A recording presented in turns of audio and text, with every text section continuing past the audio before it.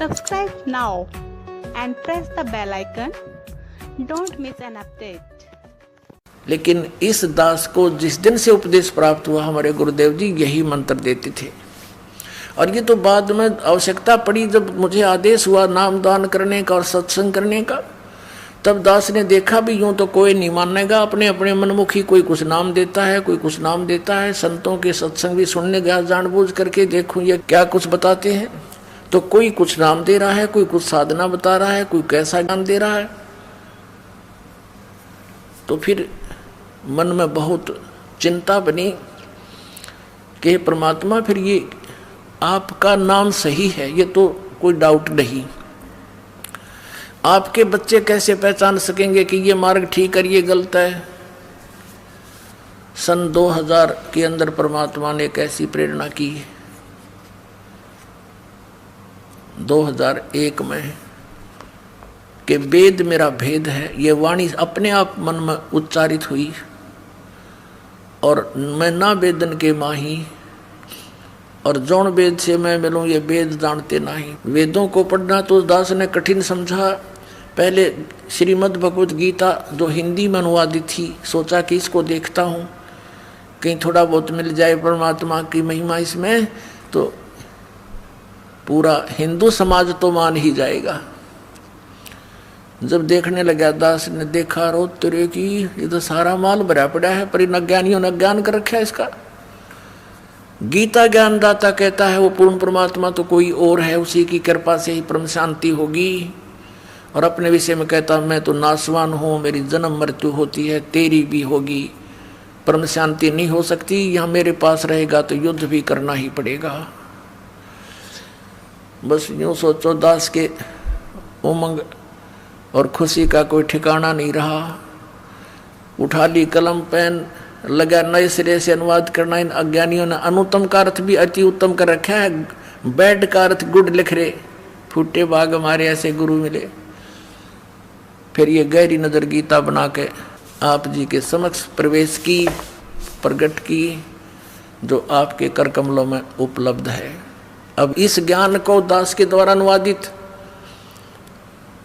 और उन संस्कृत के ज्ञाताओं द्वारा अनुवादित को मिलाकर देखना, तो ये है गॉड गिवन ज्ञान इस दास को। और वो था अक्षर ज्ञान प्राप्त प्राणी। अक्षर ज्ञान प्राप्त प्राणी इन सदग्रंथों के गूढ़ रहस्यों को नहीं समझ सकता। ये तो गॉड की कृपा, परमात्मा की कृपा हो, गॉड गिवन स्पिरिचुअल नॉलेज दास को प्राप्त हुआ। उस मास्टर की से इन सदग्रंथों के खजानों को खोल पाया ये दास, जो आपके रूबरू कराते। अब हम आते हैं उसी प्रसंग पे कि गुरुआ गाम बिगाड़े संतो गुरुआ गाम बिगाड़े, ऐसे कर्म जीव कहला दिए फिर जड़े नहीं जाड़े। अब ये आउट ऑफ सिलेबस पढ़ाते रहे।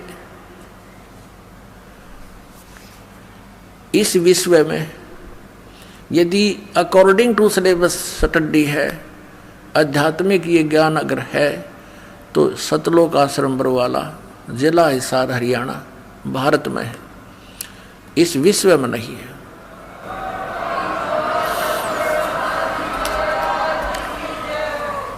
अब देखो, वेद ज्ञान दाता भी कह देता है, गीता ज्ञान दाता भी कह देता है कि पूर्ण ज्ञान तो तत्वदर्शी संत बतावेगा, और वो ज्ञान सच्चिदानंद घन ब्रह्म की वाणी में है। तो अभी तक सब निराकार बताया करते परमात्मा को, तो इनके पास ज्ञान नहीं था, क्योंकि जो इन्होंने अभ्यास करके अनुभव किया वो आउट ऑफ सिलेबस था। ये बताते रहे निराकार है परमात्मा, हमारे सदग्रंथ बताते हैं साकार है, नर आकार है, मनुष्य दृश्य है। और जिन महापुरुषों ने परमात्मा को पाया, सचखंड गए, सतलोक देखा, अमर स्थान देखा, उन्होंने आकर बताया कि हमरे ही उनिहार है हमारा सृजनहार। उनिहार माने हमारे जैसे रूप का, हमारे जैसे रूप में है वो हमारा सृजनहार, हमारा पिता तो हमारे जैसा ही होगा, मनुष्य तो होगा ही होगा।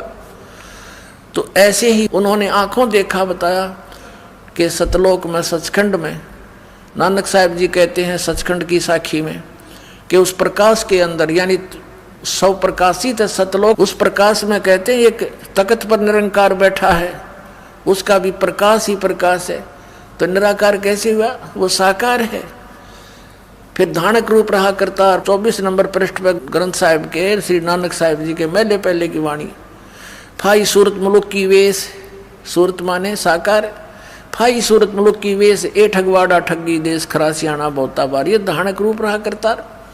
फिर 731 पृष्ठ पे मेला पहला की वाणी में है, नानक साहिब कहते नीच जात परदेसी मेरा, खिना आवे तिल जावे और ताकि संगत नानक रहंदा, कैसे मुंडा पावे, उसका कैसे ओढ़ पाऊंगा मैं। वो 1 सेकंड में तो सतलोक दिख है, 1 सेकंड में यहाँ घूम रहा होता है। वो नीच जात परदेसी मेरा धानक रूप रहा करतार, वो काशी का दुल्हा कबीर बाबा जिंदा तो साकार है। और पवित्र बाइबल में उत्पत्ति ग्रंथ में 26 नंबर श्लोक में और 27 में लिखा है कि परमेश्वर ने कहा कि मैं मनुष्यों को उत्पन्न करूंगा और मनुष्यों को मैं अपना जैसा बनाऊंगा, ऐसा ही बना दिया, नर नारी करके उनकी उत्पत्ति कर दी। फिर भगवान निराकार कैसे हुआ? तो पूरा का पूरा ईसाई धर्म आउट ऑफ सिलेबस स्टडी कर रहा है, आउट ऑफ सिलेबस मनमुखी बातें बनाई जा रही हैं। ऐसी कुरान शरीफ ये मुसलमान लोग कहते हैं परमात्मा तो बेचून है, निराकार है। पवित्र बाइबल की 50% लगभग वचन जो के तो कुरान शरीफ के अंदर है।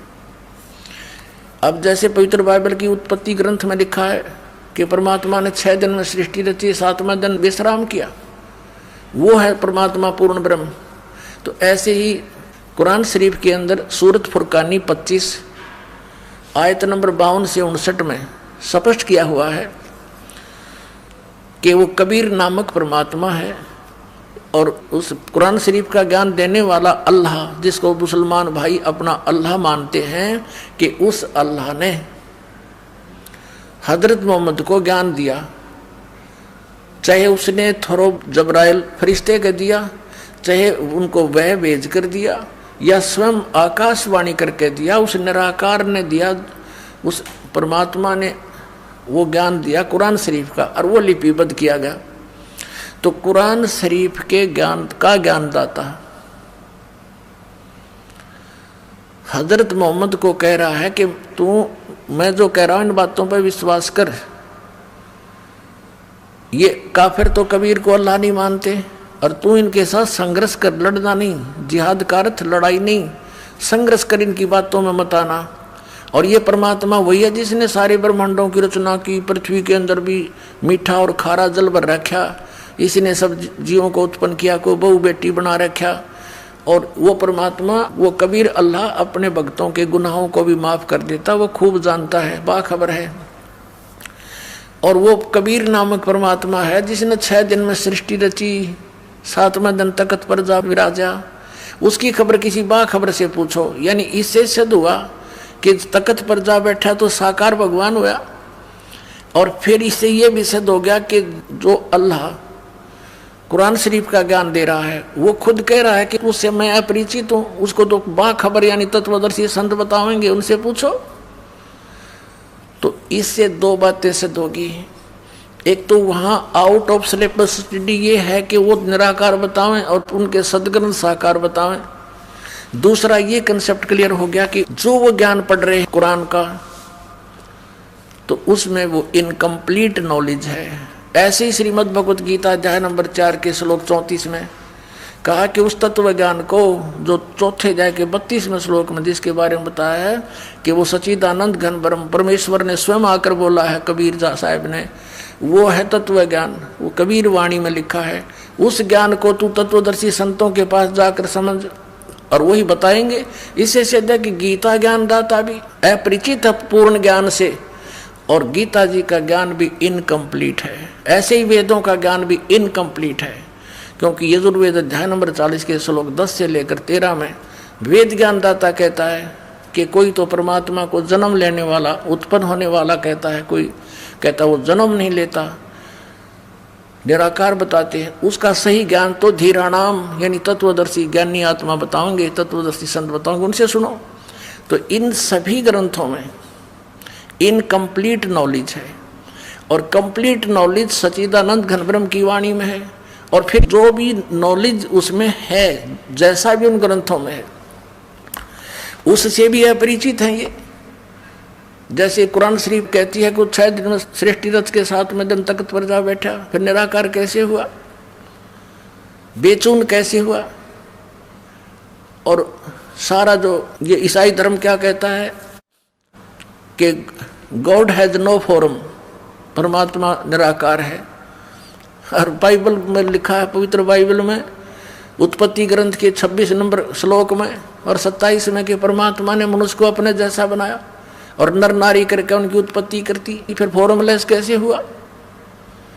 तो ये आउट ऑफ सिलेबस सुन रहे हैं, दंत कथा पढ़ाई जा रही है, लेकिन सदग्रंथों में ज्ञान सही है जितना भी उनके सत्र का है। जैसे मैट्रिक तक की पुस्तकों में मैट्रिक सत्र का ज्ञान तो है लेकिन कंप्लीट नहीं होता।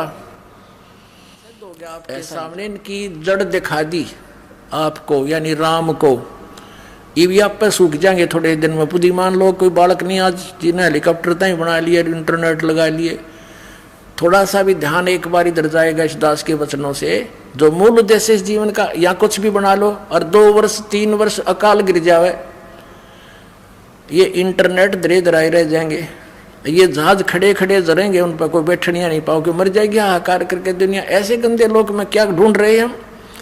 हमने खोजना चाहिए था परमात्मा। अब सामने रखा है भगवान का विधि, इसको स्वीकार करो और पार हो जाओ। अपने आत्माओं, हम उसी प्रसंग पर आते हैं जहाँ से शुरू हुआ था। अब आउट ऑफ सिलेबस पूरे विश्व में पढ़ाई जा रही है अकॉर्डिंग टू द सिलेबस, यानी सदग्रंथों के अनुसार जो ज्ञान है वो केवल सतलोक आश्रम बरवाला, जिला हिसार, हरियाणा, भारतवर्ष के अंदर है। और इसको आकर के ग्रहण करो, अविलंब पहुँचो। जितना देर हो रही है उतना ही आपका जीवन नष्ट